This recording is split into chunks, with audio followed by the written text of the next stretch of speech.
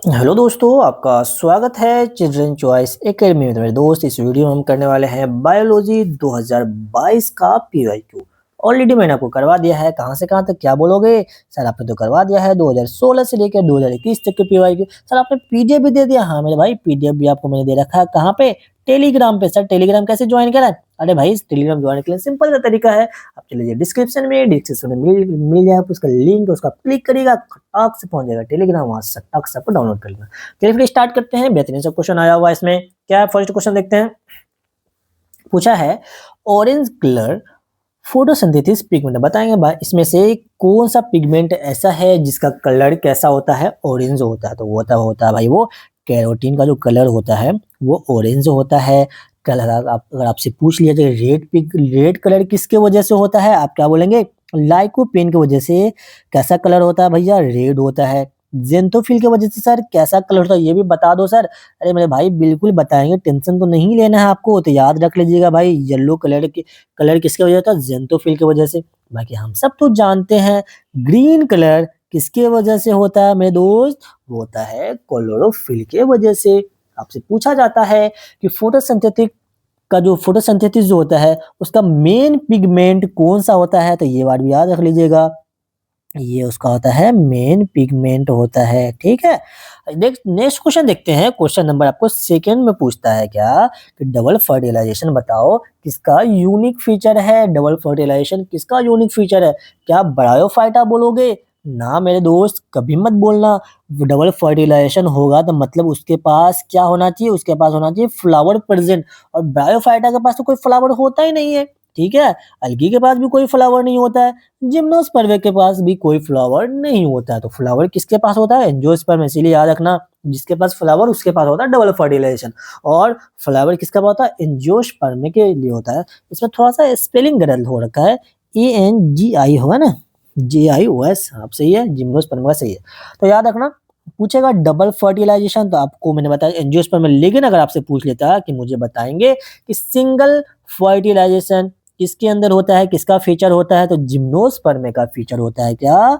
Single fertilization. इसके अंदर double fertilisation तो नहीं होता, लेकिन सिंगल फर्टिलाइजेशन जरूर होता है।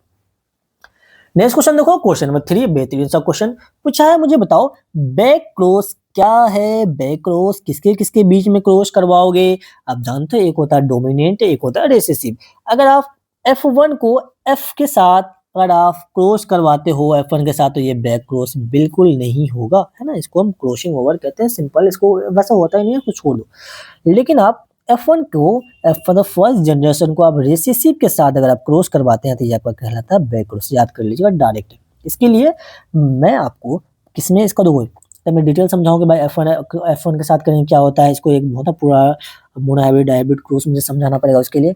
इसके लिए आपके लिए मैंने डिजाइन कर रखा है क्या मेरे भाई, बायोलॉजी कैप्सूल। तो आप बायोलॉजी कैप्सूल को जरूर देखिए, वहां पे आपको सारा का सारा वीडियो सीक्वेंस में आपको मिल जाएगा, है ना। हेडिंग में लिखा रहेगा बैक क्रॉस, तो वहां पे जरूर चले जाइएगा। नेक्स्ट क्वेश्चन देखते हैं। क्वेश्चन नंबर 4 क्या है? Haemophilia disease is link with. जो हेमोफिलिया डिजीज होता है वो किससे लिंक होता है?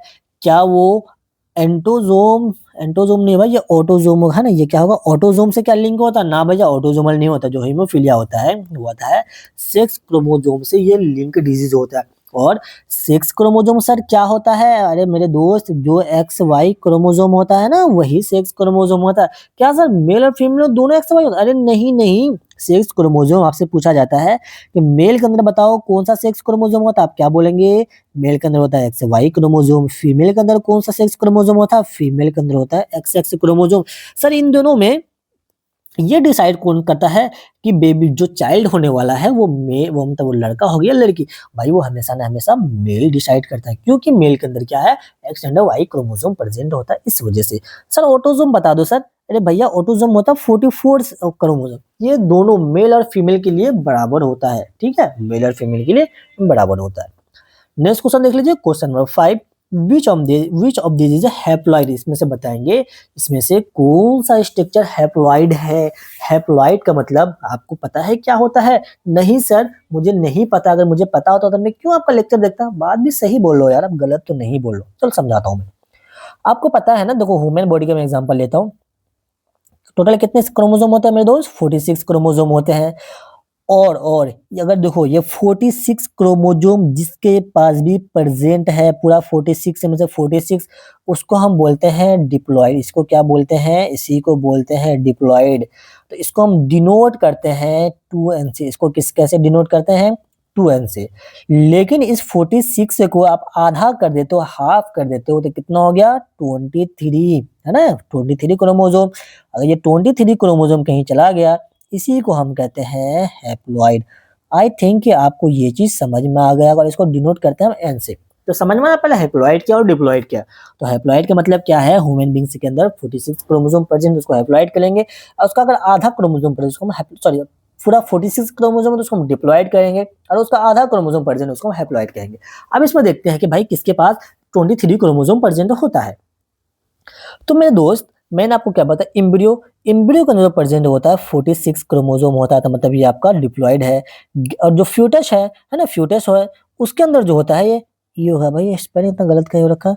जो फ्यूटस है उसके अंदर जो क्रोमोसोम प्रेजेंट होता है, इसके अंदर भी 46 क्रोमोसोम होता है, ये भी आपका हो गया आपका डिप्लॉइड। बाकी जो आपका जाइगोट है उसके अंदर कितने क्रोमोसोम प्रेजेंट होते हैं?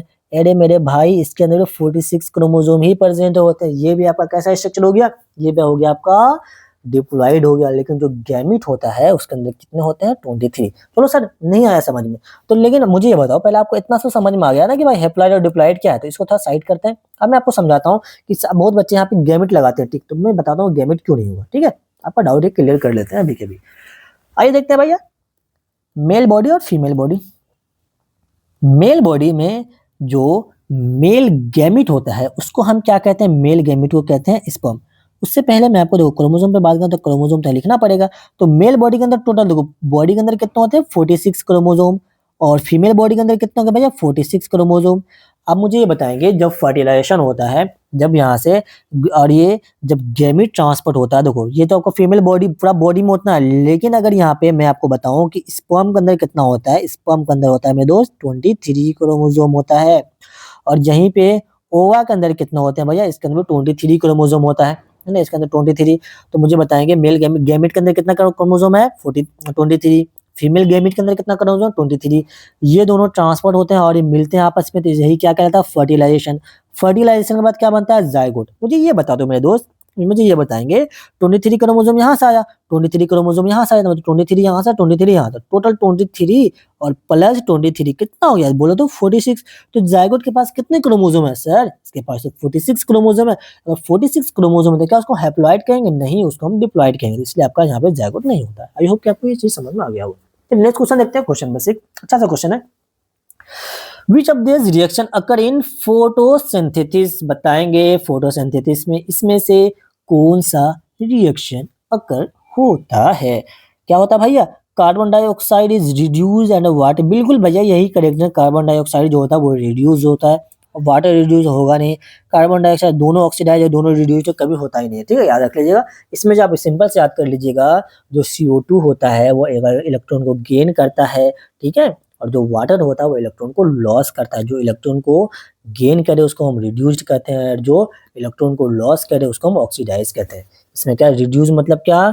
जो इलेक्ट्रॉन को क्या करे भैया? गेन, मतलब प्लस कर देता हूँ गेन का साइन, और जो इलेक्ट्रॉन को लॉस करे उसको हम कहते हैं ऑक्सीडाइज। याद कर लेना डायरेक्ट, 11th का कंसेप्ट है। आज देखते हैं क्वेश्चन नंबर 7। उसने पूछा है the maximum volume of the air contain in दो, देखो maximum volume air contain in the lungs by full force inhalation is called, क्या कहलाएगा ये? तो याद रखना, आपके जो लंग्स होते हैं ना, लंग्स से जो होता है, लंग्स कैसे बनाता है, चलो, है ना, नहीं बनेगा भाई डायग्राम, थोड़ा सा दिक्कत होता है मेरे से, जल्दी नहीं बनता। मान लेते हैं जो कोई भी लंग्स है, ठीक है, लंग्स के अंदर जो मैक्सिमम एयर होता है प्रेजेंट, वो आपका कहलाता है वाइटल। ये 11th का डायरेक्ट डेफिनेशन लिखा हुआ है, डेफिनेशन से ही पूछा है डायरेक्ट क्वेश्चन। तो मैक्सिमम वॉल्यूम प्रेजेंट होता है किसी भी लंग्स के अंदर, वो आपका कहलाता है वाइटल कैपेसिटी। टाइडल वॉल्यूम क्या होता है? जो आप नॉर्मल ब्रीथ करते हो, नॉर्मल देखो, नॉर्मल ब्रीथ आप आराम से होता है ना, एकदम सोए हुए हो या कुछ रिलैक्स मोड में जो ब्रीथ कर रहे हो, उसको हम कहते हैं वाइटल वॉल्यूम कहते हैं। ठीक है, टोटल लंग्स कैपेसिटी भी छोड़ दो, ये सब फिलहाल आपको नहीं आएगा एग्जाम में। अगर आए तो मैं आपको देखो इसपे भी मैं आपको लंग्स कैपेसिटी वॉल्यूम इसपे भी मैं आपको एक कैप्सूल बायोलॉजी कैप्सूल दे दूँगा, उसको प्लीज़ आप ज़रूर देख लीजिएगा, वहाँ से जो भी क्वेश्चन आने वाला पॉसिबिलिटी होगी, तो मैं वहाँ पे उसे कवर कर दूँगा। अगर थ्योरी भी पढ़ाने जाएँगे भाई बहुत ज़्यादा टाइम लगेगा, फिर आप लोग बोलते हो सर क्वेश्चन करने में इतना टाइम ले लेते हैं आप, ठीक है? इसलिए मैं नहीं कर पा रहा हूँ फिलहाल। नेक्स्ट क्वेश्चन देखो example of natural vegetative plant, naturally vegetative plant का इसमें से एग्ज़ाम्पल कौन-सा होता है? वेजिटेटिव मतलब भाई क्या? जिसके रिप्रोडक्शन ऐसा एसेक्सुअल टाइप का रिप्रोडक्शन जिसके क्या लीव्स हो जाए, रूट्स हो जाए, स्टेम्स जो हो जाए, तो वो कौन-कौन एग्ज़ाम्पल है भैया? टोमेटो से तो नहीं होगा, बिल्कुल सर नहीं होता, इसको कट कर दो। ऑनियन कट कर दो, कॉलीफ्लावर ऑनियन कट कर दो, तो आपका जवाब बचा क्या भैया?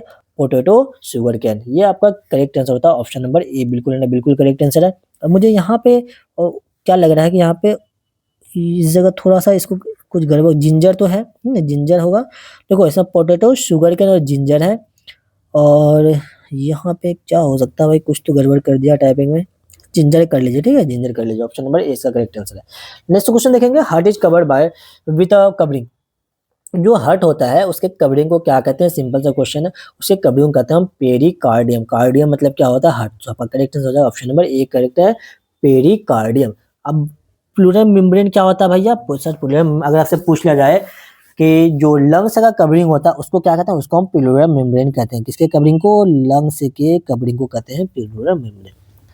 नेक्स्ट देखो क्वेश्चन नंबर 10 क्या बाइल जूस किस चीज को डाइजेशन में करने में हेल्प करता है? तो जो बाइल जूस होता है ये हमेशा न हमेशा किसको डाइजेस्ट करने में हेल्प करता है भैया? फैट को डाइजेस्ट करने में हेल्प करता है बाइल जूस। और याद रखना है बाइल जूस रिलीज कहाँ से होता है? लीवर से ये रिलीज होता है, लेकिन ये स्टोर कहाँ पे होता है? आपसे पूछा जाता है बाइल जूस स्टोर कहाँ पे होता है? ये गॉल ब्लैडर में स्टोर होता है। आपसे पूछा है बाइल जूस कहाँ से रिलीज होता है? तो लिवर से रिलीज होता है, लेकिन जाके स्टोर हो जाता है कहाँ पर भैया? ये गॉल ब्लैडर में ये जाके स्टोर हो जाता है। आइए क्वेश्चन नंबर देखते हैं 11 इसमें पूछा है which of the following constitute food which of the following constitute of a food chain. बताएंगे इसमें से फूड चेन का कौन सा कॉन्स्टिट्यूट है, मतलब आपको एक सीक्वेंस बताना सही सीक्वेंस है कौन सा। सिंपल सा बात मुझे बताओ ग्रास को क्या वीट खाएगा? वीट नहीं भैया, ये गलत बात है। गोट काउ एलिफेंट गलत हो गया, एलिफेंट नहीं देना चाहिए। ग्रास गोट है बिल्कुल, ये बिल्कुल एक सीक्वेंस है बेहतरीन सा फूड चेन का भैया। जो गोट होता है वो किसको खा लेगा? ग्रास को खा लेगा, गोट को ह्यूमन बीइंग खा लेते हैं। सो आपका करेक्ट आंसर जाएगा ऑप्शन नंबर सी इसका करेक्ट आंसर। बेहतरीन सा क्वेश्चन, सिंपल सा है। प्राइमरी इसमें प्रोड्यूसर कौन है? ये प्रोड्यूसर अगर देखो तो प्रोड्यूसर ग्रास है, और प्राइमरी कंज्यूमर कौन है? गोट है, और सेकेंडरी कंज्यूमर कौन है? ह्यूमन बीइंग्स है। इस तरीके से आप देख सकते हैं। क्वेश्चन नंबर 12 देखो क्या है भाई, डेफिनेशन बेस्ड बहुत ज्यादा क्वेश्चन आए थे यार, इसमें कंसेप्चुअल क्वेश्चन बहुत कम था। As human beings occupy the top, अगर मान लो एज अ ह्यूमन बीइंग्स आप किस पे टॉप लेवल पे हो in any food chain, maximum concentration of the insecticide get accumulation in our body. अगर आपके बॉडी में क्या चला जाए भाई? मैक्सिमम चला जाए किसका? इंसेक्टिसाइड चला जाए, तो बताएंगे इस फेनोमेना को क्या कहते हैं? डेफिनेशन ही भाई इसको क्या कहते हैं? बायोलॉजिकल मैग्निफिकेशन इसी को कहते हैं। सो आपका करेक्ट आंसर हो जाएगा ऑप्शन नंबर सी इसका बिल्कुल है ना, बिल्कुल करेक्ट आंसर है। कोई दिक्कत है किसी को? कोई परेशानी है? कोई तकलीफ नहीं होगा।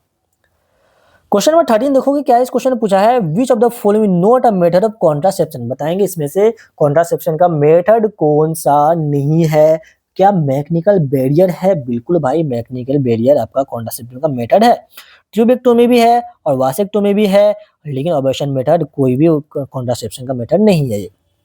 अब मैकेनिकल बैरियर का एक एग्जांपल मैं आपको दे दूं तो जैसे कि कॉन्डोम वगैरह हो गए, ये किसके एग्जांपल होते हैं? ये मैकेनिकल के एग्जांपल होते हैं, याद रख लीजिएगा। और ट्यूबिक्टोमी क्या होता है जरा सा चर्चा कर लेते हैं।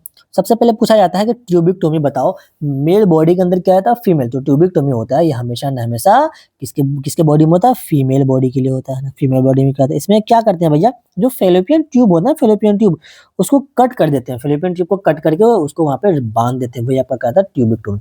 वासेक्टोमी जो होता है ये होता है आपका किसके अंदर? मेल के अंदर होता है। इसमें क्या होता है? जो वास्ट डिफरेंस होता है ना उसको कट करके बांध दिया जाता है, सिंपल सा बात है। पूछा जाता है आपसे बताएंगे ट्यूबिक्टोमी किस में होता है? फीमेल या मेल में? आप क्या बोलेंगे? फीमेल।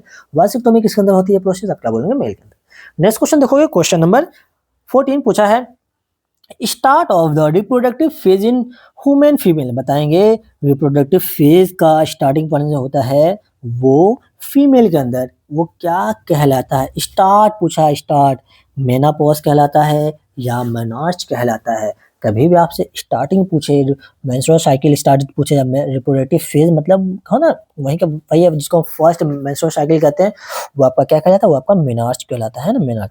और आपसे पूछा जाएगा कि स्टॉपेज है ना, लास्ट लास्ट बोल दे या स्टॉपेज बोल दे, फिर आप क्या होगा? मेनोपॉज़ हो जाएगा। ठीक है भाई? क्वेश्चन नंबर 15 देखो क्या है? A step in cellular respiration, a step in cellular respiration is common both aerobic and anaerobic. भाई देखो ये भी आपका ग्लाइकोलिसिस का क्वेश्चन है। आप क्या देखना, आप बायोलॉजी कैप्सूल जरूर देखिएगा, वहां पे मैं आपको इसको जरूर क्लियर कर दूंगा, आपका वहां पे सारा का सारा कंसेप्ट क्लियर हो जाएगा। फिलहाल मैं जितना हो सकता है क्लियर करने की कोशिश करता हूँ। देखो क्या पूछा है इसमें कि बताओगे बोथ एरोबिक देखो ग्लाइकोलाइसिस जब पढ़ोगे दो टाइप का रेस्पिरेशन होता है, एरोबिक रेस्पिरेशन और एनारोबिक रेस्पिरेशन। तो एरोबिक रेस्पिरेशन ऐसा, इसमें कौन सा ऐसा स्ट्रक्चर है जिसके अंदर एरोबिक भी होता है और एनारोबिक भी होता है? वो आपका क्या कहलाता है? ग्लाइकोलिसिस कहलाता है। ठीक है, ये आप याद कर लीजिए। अब देखो जो क्रेब्स साइकिल होता है ना, इसके अंदर क्रेब्स साइकिल जो होता है, इसके अंदर सिर्फ और सिर्फ ओनली क्या होता है? याद रखिएगा, ओनली एंड ओनली क्या होता है? Aerobic respiration. ओनली क्या होता है मेरे दोस्त? Aerobic respiration. पूछ लेता सिर्फ एरोबिक रेस्पिरेशन कहाँ क्या है भाई? ऐसे बोलेंगे आप, क्रेब्स साइकिल। पहले भी ये देखो ये स्टेप होता है, ग्लाइकोलिसिस का स्टेप होता है, CO2 फॉर्मेशन वगैरह कुछ आपके लिए जरूरत है नहीं। तो ये 11th का क्वेश्चन इस बार तो भाई बहुत सारे 11th के क्वेश्चन पूछे गए हैं, मेरे अकॉर्डिंग मुझे जितना लगा है। तो कभी भी क्वेश्चन लेवल अप होते हैं, ठीक है, इसलिए आप बायोलॉजी कैप्सूल जरूर कीजिएगा, वहाँ पे मैं आपको 11th लेवल का वो सारा टॉपिक मैं करवा दूंगा जो आपके एग्जाम में आते हैं। आई थिंक आपको वीडियो अच्छे से समझ में आया होगा, फिर भी कोई भी डाउट रह गया तो आप कमेंट कर सकते हैं। बाकी वीडियो पसंद आया तो आप शेयर कीजिए अपने दोस्तों के साथ और लाइक जरूर कीजिए, और अगर चैनल पर फर्स्ट टाइम है तो आप सब्सक्राइब जरूर कर लीजिएगा। चलिए मिलते हैं फिर नेक्स्ट वीडियो के साथ, तब तक के लिए ओके बाय, अपना ख्याल रखना, अच्छे से पढ़ाई करते रहें।